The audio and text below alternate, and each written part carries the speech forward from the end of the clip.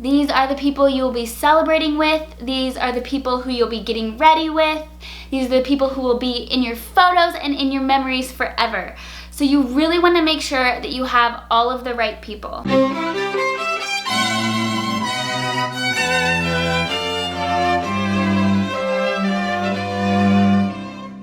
Hey bridal beauties, welcome back to my channel. I'm Kyle James. Today we're going to talk about how to choose your bridal party, who should be in it and who should not. And then also I have some cute ideas for you for asks for them as well. This video is actually part of my Plan Your Wedding Like a Pro series. I'll link the whole playlist below, but it walks you through each and every step of planning your wedding. So there's a bunch of stuff before this that you should do before you get all stressed out about picking your bridal party. I think that once you get the vision for your wedding and kind of the vibe that you're wanting, then you can go into picking your bridal party.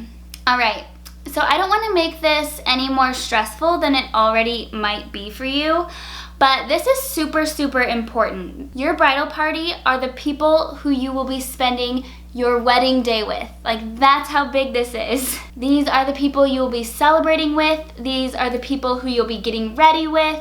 These are the people who will be in your photos and in your memories forever.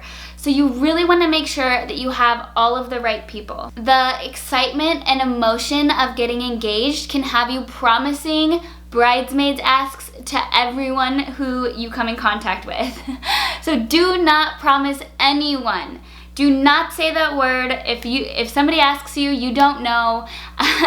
Do not say anything to anyone about being a bridesmaid until you have selected your final bridesmaid list and you're ready to ask people. Because this is something that it's really hard to take back after you already tell someone. So keep your lips zipped until you have that final list. This will seriously save you so much drama and really give you the space to think about it and make rational decisions on who you want in your bridal party. I think my number one rule for choosing your bridesmaids is absolutely no pity parties. Do not invite someone to be a bridesmaid or a groomsman just because you were in their wedding. Like I said, these people play such a huge role in your dream day, and if you're not really feeling it or you're worried about them for any reason, you do not want that around you on the biggest day of your life so far. So now I'm going to invite you to break tradition. I personally love breaking the rules, especially with weddings because they're so uptight and everything, so it's fun to break the rules. I say choose only the people who you both really want by your side on your dream day. If the number ends up being uneven, that is totally fine. There's tons of ways you can make the pictures look great and make the ceremony look great and everything. Do not worry about the number. You just want to make sure that you have everyone that you want standing up there with you, and people who you don't want up there with you are not up there. You don't want to just add extra girls because you want to make it equal to the number of groomsmen. Picking girls outside of your super close group of friends or girls who you're super comfortable with might make your getting ready time kind of awkward. You just want to be surrounded by the people who know you the best and your best friends. You don't need to add extra people just so that you can make it look even or something. That's so silly. If you don't have an equal number of groomsmen and bridesmaids, that's totally fine. You'll just have to make a few creative adjustments, like maybe not having them couple up as they walk down the aisle together, or sending 2 bridesmaids down with 1 groomsman, or whatever. There's tons of little options that you can do to make it fun and make it work no matter what your numbers are. You can also change the spacing between the bridesmaids and the groomsmen to make it look equal during the ceremony if you need to. Just be sure that you let your photographer know beforehand that you'll have an uneven number so that they can come up with some poses that look balanced and help you out on that.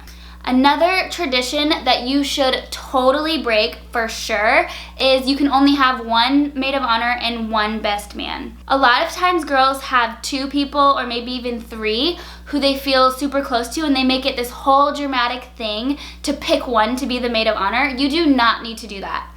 You can definitely they could all be the maid of honor if you want, but you can definitely have more than 1. And it actually works out to have more than 1 as well. I'm a maid of honor in my best friend's wedding coming up in September, and she has another maid of honor as well. And it's actually been really awesome because we've been able to work together to plan the bachelorette party and everything, so it doesn't all just fall on one person. I say break tradition, save yourself some drama, and have as many maids of honor as you want. Or none. You can have none too. That's an option.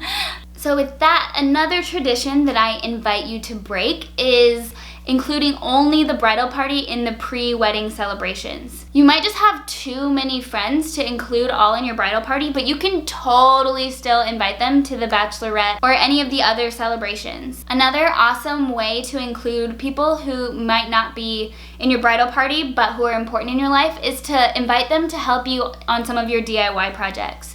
So if you're going to have an invitation stuffing night with wine and the girls, which I totally suggest you do because it's so much fun, but you might want to invite those people to help with that as well. That way they feel special and included, but you don't necessarily have to have every single person in your bridal party. This is an amazing way to get some extra support for your big day and also cure the FOMO of anyone who's not in your bridal party. You can also give them some day of jobs so that they feel more included, like usher for guys who aren't in the groomsmen, or have some women help with setting up your decor. Stuff like that makes them feel included and loved, even though they might not be in your bridal party. Another tradition that I invite you to break, especially if you don't have tons of kids in your life. So tradition says that you have to have some adorable little kiddos that throw petals down the aisle and carry the rings. The petals and the rings will both make it down the aisle, I promise. Honestly, you should never ever have your ring bearer carry the actual rings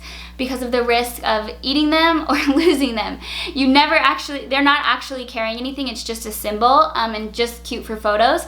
But if you're not into kids, you totally don't need to do this. One more note on this. A lot of times people want to use their dogs in the ceremony, which is adorable for photos, but might not actually be that practical.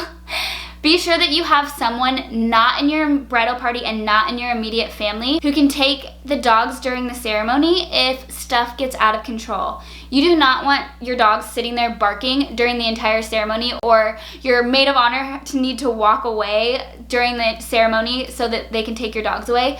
So it's cute and it's awesome to include your dogs in your ceremony, but just be sure that you have someone who can take them off to the side, maybe like an usher or something like that, who can take them somewhere else if they're causing a ruckus during your ceremony.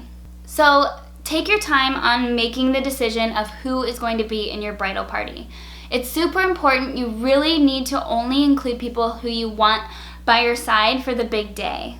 And once you have your girls and your guys picked out, then comes the fun part, and that is the ask. There are such cute ideas online. You can get stuff pre-made, like pre-made ask boxes, or you can make them yourself. This piece is going to come out of your gifts budget, so just be sure that you are cognizant of how much you have to spend. One of my favorite ideas is to get them a super cute little ask card that says, "Will you be my bridesmaid?" and then a little chalkboard and a piece of chalk where they can write their answer, and then they can make like a social media post, and it's super cute and fun. I also love when girls do brunches, like set up a super cute brunch and invite all the girls who you're going to ask and ask them all at once. That's always super fun too. I would love to hear how you asked your girls. Comment below and let me know what you did. I'm also on Instagram. If you're not following me, you should definitely do that. But I would love it if you would tag me in your photos of your asks so I can see what ideas you came up with. And I also have a video coming soon of the recipe for the perfect bridesmaids ask. So be sure that you're subscribed so you don't miss that. If this video was helpful, please give it a big thumbs up and share it with the other brides in your life.